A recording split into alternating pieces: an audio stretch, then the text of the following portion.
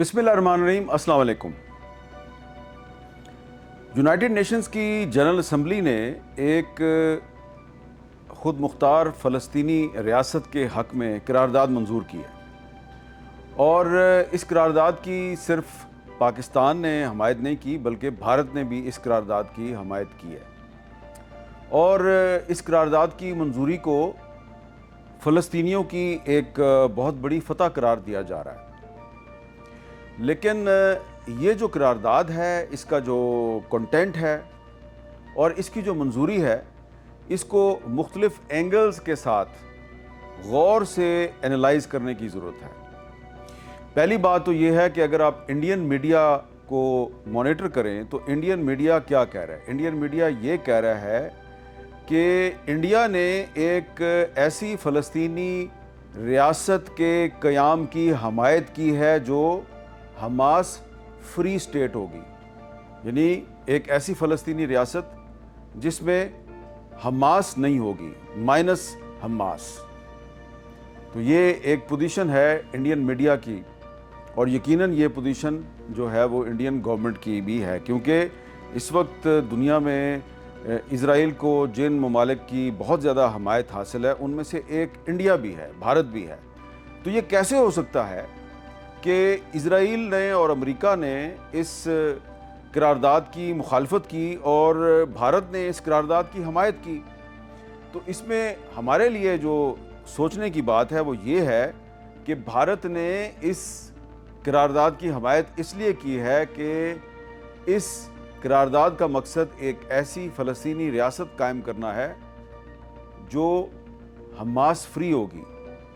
اور آپ اگر دیکھیں کہ جن ممالک نے اس قرارداد کی حمایت کی ہے ان میں سے کئی ممالک جو ہیں وہ حماس کو ایک دہشت گرد تنظیم کہتے ہیں، جبکہ فلسطینیوں کی ایک بڑی اکثریت کا خیال ہے کہ حماس جو ہے وہ ایک حریت پسند تنظیم ہے۔ تو پہلی تو بات یہ ہے کہ پاکستان میں وہ لوگ جن کا یہ خیال ہے کہ اقوام متحدہ کی جنرل اسمبلی کی طرف سے ایک آزاد فلسطینی ریاست کے حق میں قرارداد کی جو منظوری ہے یہ فلسطینیوں کی بہت بڑی فتح ہے، تو اس پر ہمیں ذرا دوبارہ غور کرنا چاہیے کہ یہ فلسطینیوں کی فتح ہے یا فلسطینیوں کو تقسیم کرنے کی کوشش ہے۔ یقیناً ہم ان ممالک کی نیت پہ شک نہیں کریں گے جن ممالک نے اس قرارداد کو سپانسر کیا، لیکن اگر ہم تاریخ کا جائزہ لیں تو اس قسم کی قرارداد جو ہے یہ پہلی دفعہ تو پاس نہیں ہوئی۔ اسی قسم کی ایک قرارداد جو ہے 29 نومبر 1947 کو پاس ہوئی تھی، اسی یونائٹڈ نیشنز کی جنرل اسمبلی نے پاس کی تھی، اور اس میں 2 اسٹیٹ سلوشن کو پیش کیا گیا تھا اور کہا گیا تھا کہ 2 اسٹیٹ سلوشن جو ہے وہ مسئلہ فلسطین کا الٹیمیٹ سلوشن ہے۔ اب بطور ایک پاکستانی ہمیں اس قرارداد کو کیوں بڑی تنقیدی نظر سے دیکھنا چاہیے؟ یہ بڑا ایک اہم سوال ہے۔ وجہ یہ ہے کہ پاکستان جو ہے یہ قائد اعظم محمد علی جناح نے بنایا تھا۔ یہ کسی فوج نے ملک آزاد نہیں کرایا، یہ کسی مسلح جتھے کی جدوجہد کی پیداوار نہیں ہے، یہ ایک بیرسٹر، ایک قانون دان، ایک سیاستدان قائد اعظم محمد علی جناح کی سیاسی سٹرگل کے نتیجے میں یہ ملک قائم ہوا، اور یہ ملک 14 اگست 1947 کو قائم ہوا، اور یونائٹڈ نیشنز کی جنرل اسمبلی نے 2 اسٹیٹ سلوشن کے حق میں 29 نومبر 1947 کو جب قرارداد منظور کی تو بانی پاکستان قائد اعظم محمد علی جناح نے اس کو ریجیکٹ کر دیا تھا، یونائٹڈ نیشن جنرل اسمبلی کی اس ریزولوشن کو ریجیکٹ کر دیا تھا۔ جب اس وقت کی جو نئی جو اسرائیلی حکومت قائم ہوئی تھی اس نے قائد اعظم کے ساتھ رابطہ کیا، ان کو خط لکھا کہ آپ نئی اسرائیلی ریاست کو ریکگنائز کریں، اس کو آپ تسلیم کر لیں، تو قائد اعظم نے ان کو جواب بھی دینا مناسب نہیں سمجھا، بلکہ قائد اعظم نے یہ فیصلہ کیا کہ میں اس نئی جو ایک اسرائیلی ریاست قائم کی گئی ہے، اس کا جو سرپرست اعلیٰ ہے، میں اس کو خط لکھتا ہوں۔ تو انہوں نے امریکہ کے صدر ٹرومین کو خط لکھا تھا دسمبر 1947 میں۔ 29 نومبر 1947 کو یہ قرارداد منظور ہوئی۔ اس کے چند دنوں کے بعد قائد اعظم نے ٹرومین کو ایک خط لکھا۔ وہ خط جو ہے وہ ابھی بھی یو ایس اسٹیٹ ڈپارٹمنٹ کی آرکائیوز میں وہ خط موجود ہے۔ اگر آپ وہ خط غور سے پڑھیں تو وہ جو ایک مختصر سا خط ہے، وہ آپ کو قائد اعظم محمد علی جناح کی جو دانائی ہے اس کا ایک شاہکار نظر آتا ہے۔ اس خط میں قائد اعظم نے ٹرومین کو کہا کہ یہ جو 2 اسٹیٹ سلوشن کے حق میں قرارداد منظور کیا ہے یونائٹڈ نیشنز نے، یہ یونائٹڈ نیشنز کا جو اپنا چارٹر ہے اس کی خلاف ورزی ہے، اور انہوں نے یہ کہا کہ اس قرارداد کے نتیجے میں، یعنی کہ 2 اسٹیٹ سلوشن کے نتیجے میں کبھی بھی مشرق وسطیٰ میں امن قائم نہیں ہوگا۔ اور سب سے اہم بات جو انہوں نے لکھی وہ یہ تھی، قائد اعظم نے فرمایا کہ جو یہودی ہیں انہوں نے جیوز کا لفظ استعمال کیا، زائنسٹ کا لفظ استعمال نہیں کیا، انہوں نے جیوز کا لفظ استعمال کیا۔ انہوں نے کہا یہ جو یہودی ہیں یہ دوسری جنگ عظیم میں ان کے ساتھ کافی ظلم و ستم ہوا ہے، تو یہ جو 2 اسٹیٹ سلوشن ہے اس سے ان کو کوئی فائدہ نہیں ہوگا، بلکہ ان کو بھی نقصان ہوگا اور جو عرب ہیں ان کو بھی نقصان ہوگا، فلسطینی عربوں کو بھی نقصان ہوگا۔ اور بعد کے جو حالات و واقعات ہیں اس کے بعد اب کئی دہائیاں گزر چکی ہیں، تو قائد اعظم کی بات تو سچ ثابت ہوئی ہے۔ جو 29 نومبر 1947 کو 2 اسٹیٹ سلوشن کے حق میں ایک قرارداد منظور کی گئی تھی، اس کے نتیجے میں ابھی تک مشرق وسطیٰ میں امن قائم نہیں ہوا۔ اب ستمبر 2025 میں وہی یونائٹڈ نیشنز کی جنرل اسمبلی جو ہے وہ 2 اسٹیٹ سلوشن کے حق میں ایک اور قرارداد منظور کرتی ہے، تقریباً 7 دہائیاں گزرنے کے بعد۔ تو اگر 1947 میں 2 اسٹیٹ سلوشن کے حق میں قرارداد منظور کرنے کا کوئی فائدہ نہیں ہوا، تو 2025 میں کیا فائدہ ہوگا؟ بھلے بہت سے یورپین کنٹریز جو ہیں وہ بھی اب فلسطین کو بطور ایک آزاد ریاست کے تسلیم کرنے کے لیے تیار ہیں، لیکن کیا اس کے نتیجے میں امن قائم ہوگا؟ امن قائم ہونا اس لیے مشکل نظر آتا ہے کہ اس قرارداد کے نتیجے میں اگر ایک فلسطینی ریاست قائم ہو جاتی ہے جو کہ پہلے بھی موجود ہے، اس کو اسرائیل تسلیم نہیں کرتا، تو فلسطینیوں کے اندر جو لڑائی ہے وہ ختم نہیں ہوگی۔ یہ جو ستمبر 2025 میں جو 2 اسٹیٹ سلوشن کے حق میں ایک ریزولوشن منظور کی ہے یونائٹڈ نیشن جنرل اسمبلی نے، بظاہر کہا جا رہا ہے کہ یہ آزاد فلسطینی ریاست کو تسلیم کرنے کا اعلان ہے، لیکن جو کچھ مڈل ایسٹ پر گہری نگاہ رکھنے والے ایکسپرٹس ہیں ان کا خیال ہے کہ نہیں، ایسی بات نہیں ہے۔ دراصل یہ ایک آزاد اور خود مختار فلسطینی ریاست نہیں ہے، یہ ایک ایسی ریاست ہے جس پہ PLO کا کنٹرول ہوگا، پیلسٹائن لبریشن آرگنائزیشن، جو کئی سال پہلے جس کو ریکگنائز کیا گیا تھا فلسطینیوں کے نمائندے کے طور پہ، اور اس کو امریکہ نے اور کچھ دیگر جو مغربی ممالک ہیں انہوں نے فورس کیا PLO کو کہ آپ اسرائیل کے ساتھ مذاکرات کریں، اور 1993 میں اوسلو مذاکرات شروع ہوئے، پھر ایک اوسلو امن معاہدہ بھی ہوا، اس پہ پھر مذاکرات میں جو شامل تھے فلسطینیوں کے اور اسرائیلیوں کے لیڈر، ان کو نوبل پیس پرائز بھی مل گیا، لیکن فلسطین کا مسئلہ تو ابھی تک حل نہیں ہوا۔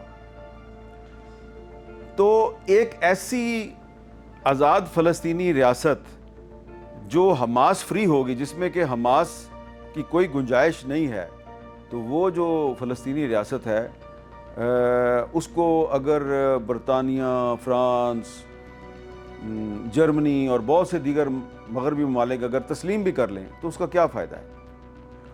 اور اب سوال یہ پیدا ہوتا ہے کہ بطور ایک پاکستانی ہمیں اس پر کیا پوزیشن لینی چاہیے؟ دیکھیں، بہت سے لوگ یہ کہتے ہیں جی کہ دنیا بہت آگے چلی گئی ہے اور اب تو پلوں کے نیچے سے بہت سا پانی بہہ گیا، تو آپ ہر بات میں آپ قائد اعظم کو اور علامہ اقبال کو کیوں لے آتے ہیں؟ یہ بات کرتے ہیں میرے ساتھ لوگ بہت سے۔ آج سے چند سال پہلے جب 2019 میں 20 میں جب اس وقت کے army chief general Qamar Javed Bajwa صاحب نے میڈیا کے کچھ لوگوں کے ذریعے میڈیا پر فلسطین کے ساتھ سفارتی تعلقات قائم کرنے کے حق میں کمپین شروع کی، تو اس وقت ہم نے یہ بات کی کہ جی قائد اعظم کی تو یہ پوزیشن تھی، قائد اعظم تو کہتے تھے جناب کہ ہم 2 اسٹیٹ سلوشن کو نہیں تسلیم کریں گے اور یہ تو UN چارٹر کی اپنی خلاف ورزی ہے۔ تو اس وقت جو لوگ باجوہ صاحب کو ملتے تھے، جو صحافی یا کالم نگار یا ٹی وی اینکر، وہ پھر میرا نام لیے بغیر مجھے باجوہ صاحب کی طرف سے جواب دیا کرتے تھے کہ یار آپ پاکستان کی ترقی کے راستے میں بہت بڑی رکاوٹ ہیں، اور اس لیے آپ رکاوٹ ہیں کہ آپ ہر معاملے میں قائد اعظم کو اور علامہ اقبال کو لے آتے ہیں۔ ایک بہت بڑے کالم نگار نے باقاعدہ ایک کالم میں یہ لکھا کہ کچھ لوگ جو ہیں وہ پاکستان کی ترقی کے راستے میں رکاوٹیں پیدا کرنے کے لیے قائد اعظم اور علامہ اقبال کا نام استعمال کرتے ہیں۔ اب مجھے یہ اندیشہ ہے، مجھے یہ خدشہ ہے کہ آج جو میں بات کر رہا ہوں تو اس کے نتیجے میں بھی کچھ طاقتور لوگ جو ہیں وہ مجھ سے ناراض ہوں گے، کیونکہ جو ریاست پاکستان ہے اس کی تو پالیسی یہ ہے نا کہ انہوں نے تو یونائٹڈ نیشنز کی جنرل اسمبلی میں یہ جو 2 اسٹیٹ سلوشن ہے اس کے حق میں ووٹ دیا ہے۔ انڈیا نے بھی اس کے حق میں ووٹ دیا ہے، پاکستان نے بھی اس کے حق میں ووٹ دیا ہے، اور 142 ممالک نے اس کے حق میں ووٹ دیا ہے۔ 10 ممالک نے اس قرارداد کی مخالفت کی ہے، جس میں اسرائیل بھی شامل ہے، امریکہ بھی شامل ہے، ارجنٹائن بھی شامل ہے، اور کچھ دیگر ممالک بھی شامل ہیں۔ پہلے کینیڈا بھی اس کی مخالفت کرتا تھا 2 اسٹیٹ سلوشن کی، لیکن اب کینیڈا نے اپنی پوزیشن تبدیل کر لی ہے۔ تو اب یقیناً بہت سے لوگ یہ کہیں گے بھئی کہ اگر دنیا کے 142 ممالک جو ہیں وہ یہ کہہ رہے ہیں کہ ایک آزاد فلسطینی ریاست قائم ہونی چاہیے تو آپ کو کیا پرابلم ہے؟ دیکھیں جی، مجھے تو کوئی پرابلم نہیں ہے۔ میرا تو پرابلم یہ ہے کہ بانی پاکستان قائد اعظم محمد علی جناح نے جو 29 نومبر 1947 کو یونائٹڈ نیشنز کی جنرل اسمبلی نے 2 اسٹیٹ سلوشن کے حق میں جو ریزولوشن منظور کی تھی، قائد اعظم نے اس کی مخالفت کی تھی، اور اس کی بہت سی وجوہات جو ہیں وہ میں آپ کو پہلے بتا چکا ہوں۔ اب میں آپ کو اس کی ایک سب سے بڑی وجہ بتاتا ہوں کہ میرے سمیت ہم وہ لوگ جو کہ قائد اعظم کی پالیسی کو، ان کی لائن کو فالو کرتے ہیں، ہمیں آج اس ریزولوشن پر کیا اعتراض ہے؟ ہم یہ کیوں سمجھتے ہیں کہ اس ریزولوشن کی حمایت قائد اعظم کی پالیسی اور ان کے نظریات کی خلاف ورزی ہے؟ وجہ یہ ہے کہ قائد اعظم نے اپنا جو لیٹر تھا جو ٹرومین کے نام لکھا، اس کو بھی دیکھ لیں اور ان کی پھر مختلف تقاریر دیکھ لیں، پھر ان کی خط و کتابت، ان کی کورسپونڈنس مفتی اعظم فلسطین مفتی امین الحسینی کے ساتھ 1940 سے لے کے 1947 تک، ان کی کورسپونڈنس اخوان المسلمون کے رہنما حسن البنا کے ساتھ، حسن البنا کے خطوط قائد اعظم کے نام، قائد اعظم کے خطوط حسن البنا کے نام، آل انڈیا مسلم لیگ کی مختلف قراردادیں جو کہ 1917-18 سے لے کے 1947 تک ہر جو سالانہ اجلاس ہوتا تھا آل انڈیا مسلم لیگ کا، اس میں فلسطینیوں کے ساتھ اظہار یکجہتی کیا جاتا تھا، اور یہاں تک کہ جو فلسطینیوں کی جو تحریک مزاحمت ہے اس کو بھی سپورٹ کیا جاتا تھا۔ مفتی امین الحسینی صاحب جو ہیں، ان کے علامہ اقبال کے ساتھ بھی تعلقات تھے اور قائد اعظم کے ساتھ بھی تعلقات تھے۔ مفتی امین الحسینی صاحب نے علامہ اقبال کو مسجد اقصیٰ میں یعنی کہ بیت المقدس میں ایک کانفرنس ہوئی تھی، اس میں شرکت کی دعوت دی تھی، اس میں شرکت کے لیے علامہ اقبال جو ہیں وہ بیت المقدس گئے, انہوں نے مسجد اقصیٰ میں اس کانفرنس میں شرکت کی. اور قائد اعظم کے ساتھ تو اتنا گہرا تعلق تھا مفتی امین الحسینی صاحب کا کہ قائد اعظم جو ہیں وہ نہ صرف ان کی پولیٹیکل سپورٹ کرتے تھے, بلکہ قائد اعظم محمد علی جناح جو ہیں وہ آل انڈیا مسلم لیگ کے پلیٹ فارم سے فنڈ اکٹھا کر کے مفتی امین الحسینی کو بھجوایا کرتے تھے. اور مفتی امین الحسینی کون تھے؟ ان کو امریکہ نے اور برطانیہ نے اور دیگر مغربی ممالک نے دوسری جنگ عظیم میں سب سے بڑا دہشت گرد, موسٹ وانٹڈ ٹیررسٹ ڈکلیئر کیا تھا. یہ ہسٹوریکل ڈاکومنٹس موجود ہیں. اور آج جو فلسطین کی جو تحریک مزاحمت ہے اور خاص طور پہ جو حماس کی لیڈرشپ ہے وہ اسی اسکول آف تھاٹ سے, اسی مکتبہ فکر سے بلانگ کرتی ہے جس مکتبہ فکر سے مفتی امین الحسینی کا بھی تعلق تھا. تو یہ جو 2 اسٹیٹ سلوشن ہے اس کی مخالفت حماس بھی کرتی ہے, حماس بھی اس کو تسلیم نہیں کرتی. یہ ایک بڑا ایک انٹرسٹنگ نقطہ ہے کہ نیتن یاہو جو کہ اس وقت اسرائیل کا ایک سو کالڈ پرائم منسٹر ہے, وہ بھی 2 اسٹیٹ سلوشن کو نہیں مانتا. وہ کہتا ہے جی میں آزاد فلسطینی ریاست کو نہیں مانتا. اور حماس کہتی ہے جی کہ ہم 2 اسٹیٹ سلوشن کو نہیں مانتے کیونکہ اس کا مطلب یہ ہے کہ جو تقسیم فلسطین ہے اس پر آپ تصدیق کی مہر ثبت کر رہے ہیں, اور اس کا مطلب یہ ہے 2 اسٹیٹ سلوشن کو سپورٹ کرنے کا مطلب یہ ہے کہ آپ اسرائیل کو بطور ایک ریاست کے تسلیم کر رہے ہیں. یہ ہے وہ اصل نقطہ جو میں آپ کو بتانا چاہتا ہوں کہ قائد اعظم نے اس 2 اسٹیٹ سلوشن کی مخالفت کیوں کی تھی. کیونکہ 2 اسٹیٹ سلوشن کو تسلیم کرنے کا مطلب یہ ہے کہ آپ اسرائیل کو تسلیم کر رہے ہیں. اب پاکستان کی آفیشیل پوزیشن یہ ہے کہ ہم اسرائیل کو تسلیم نہیں کرتے. ہم نے اسرائیل کے ساتھ آج تک سفارتی تعلقات قائم نہیں کیے. ہمارا جو پاسپورٹ ہے, پاکستان کا جو گرین پاسپورٹ ہے, وہ اسرائیل میں ایکسیپٹیبل نہیں ہے کیونکہ ہم اس کو تسلیم نہیں کرتے. لیکن ہم 2 اسٹیٹ سلوشن کو سپورٹ کرتے ہیں جس کا مقصد 2 ریاستیں قائم کرنا ہے, ایک ریاست فلسطین اور ایک ریاست اسرائیل. تو اس کا مطلب یہ ہے کہ آپ کو میری بات اچھی لگے یا بری لگے, 2 اسٹیٹ سلوشن کو سپورٹ کرنے کا مطلب یہ ہے کہ آپ اسرائیل کو بھی تسلیم کر رہے ہیں, جبکہ قائد اعظم نے اس کو ریجیکٹ کیا ہوا ہے. تو یہ بڑی سمپل سی بات ہے. پاکستان کے عوام کی ایک بڑی اکثریت, ہمارے جو علماء کرام ہیں ان کی ایک بڑی اکثریت, ہمارے بہت سے جو اسٹریٹجک ایکسپرٹ ہیں وہ, ہمارے جو ڈیفنس اینالسٹ ہیں وہ, ہمارے دفاعی ماہرین اور سیاسی تجزیہ نگاروں کی ایک بڑی اکثریت اس 2 اسٹیٹ سلوشن کو تسلیم نہیں کرتی. اس پر کبھی ہماری پارلیمنٹ کے اندر ایک ڈیٹیل کے ساتھ بحث ہی نہیں ہوئی.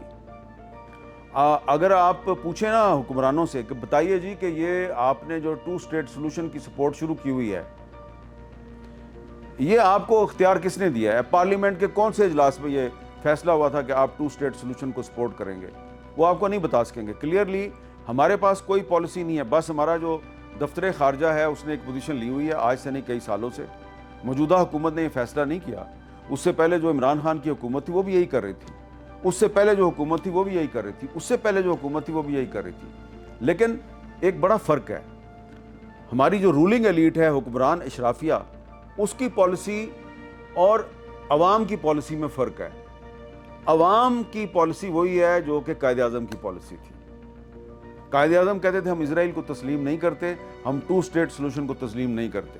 عوام کی اکثریت کی بھی یہی پوزیشن ہے. لیکن جو رولنگ ایلیٹ ہے اس کی پوزیشن کچھ اور ہے. اب رولنگ ایلیٹ کہتی ہے جی وہ کچھ ڈپلومیٹک کمپلیکیشنز ہیں, ڈپلومیٹک آبلیگیشنز ہیں. دیکھیں نا, پاکستان جو ہے وہ تو انٹرنیشنل کمیونٹی کا ایک بڑا اہم ممبر ہے, تو پاکستان نے تو سب کے ساتھ چلنا ہے. تو بھائی اگر یونائٹڈ نیشنز کی جنرل اسمبلی کی یہ ریزولوشن اتنی ہی امپورٹنٹ ہے کہ آپ 2 اسٹیٹ سلوشن کی سپورٹ کر کے انٹرنیشنل کمیونٹی کا حصہ بننا چاہتے ہیں, تو پھر یہ بتائیے کہ اسی یونائٹڈ نیشنز کی سیکیورٹی کونسل نے کشمیر کے حق میں جو استصواب رائے کے حق میں جو ریزولوشن منظور کی ہوئی ہیں, انڈیا تو ان کو تسلیم نہیں کرتا، انڈیا تو ان پر امپلیمنٹیشن کے لیے تیار نہیں ہے۔ تو اگر انڈیا جو ہے وہ یونائٹڈ نیشنز کی سیکیورٹی کونسل کی ریزولوشنز جو ہیں ان کو تسلیم نہیں کرتا، تو آپ پھر جنرل اسمبلی جو ہے اس میں جا کے اسرائیل کو بطور ایک ریاست تسلیم کرنے کا راستہ کیوں کھول رہے ہیں؟ یہ ایک سوال ہے۔ میں نے یہ جو ساری گفتگو آپ کے گوشے گزار کی ہے، اس کا مقصد صرف یہ ہے کہ آج بھی قائد اعظم محمد علی جناح اور علامہ اقبال جو ہیں وہ ریلیونٹ ہیں، وہ ارریلیونٹ نہیں ہیں۔ ریلیونٹ کیوں ہیں؟ کہ آپ کے صدر پاکستان، وزیر اعظم پاکستان، ہر سرکاری دفتر، ہر جگہ پہ آپ نے قائد اعظم کی تصویر لگائی ہوئی ہے۔ ہمارے جو کرنسی نوٹ ہیں ان پہ آپ نے قائد اعظم کی تصویر لگائی ہوئی ہے۔ اس کا مطلب ہے قائد اعظم ابھی بھی ریلیونٹ ہے نا، تصویر لگائی ہوئی ہے نا آپ نے ہر جگہ پہ قائد اعظم کی، تو اگر تصویر لگائی ہوئی ہے تو وہ ریلیونٹ ہے۔ تو اگر قائد اعظم نے کہہ دیا کہ یہ جو 29 نومبر 1947 کو یونائٹڈ نیشنز کی جنرل اسمبلی نے 2 اسٹیٹ سلوشن کے حق میں قرارداد منظور کیا ہے، میں اس کو تسلیم نہیں کرتا، خط لکھ دیا امریکن پریزیڈنٹ کو کہ ہم اس کو تسلیم نہیں کرتے، تو آپ کس حیثیت میں 2 اسٹیٹ سلوشن کو سپورٹ کر رہے ہیں؟ کیا اس سوال کا کوئی جواب دے گا؟ انتظار رہے گا جواب کا۔ بہت بہت شکریہ۔